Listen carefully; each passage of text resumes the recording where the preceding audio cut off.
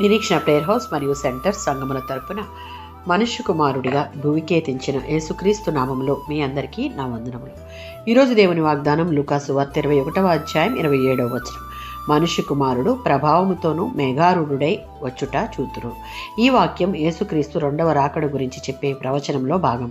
ఈ అధ్యాయం మొదట్లో క్రీస్తు ఆయన శిష్యులతో ఆలయ నాశనం, అంత్యకాల సంఘటనలు మరియు రెండవ రాకడ గురించి మాట్లాడుతున్న సందర్భంలో శిష్యులు ఆయనను ఈ సంగతులు ఎప్పుడు జరుగును, వాటికి సూచనలు ఏమిటి అని యేసును అడిగినప్పుడు యేసు వారితో యుద్ధాలు, కలహాలు, భూకంపాలు, కరువులు, హింసలు మరియు బాధలు, ఆకాశంలో సూచనలు, ఈ అన్ని సంఘటనల తరువాత మనుష్య కుమారుడు మహిమతో తిరిగి వస్తాడు అని యేసుక్రీస్తు జవాబు చెప్పాడు.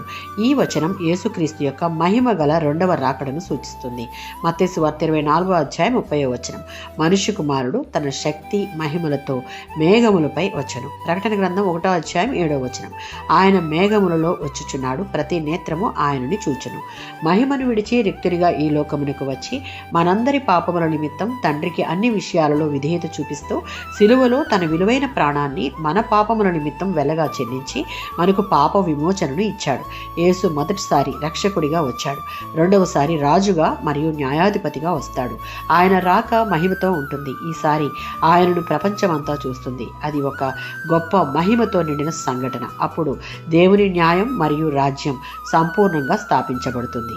మత్తయి సువార్త 24:44. మన ప్రభువు ఎప్పుడు వస్తాడో తెలియదు కనుక సిద్ధపాటు కలిగి ఉండాలి.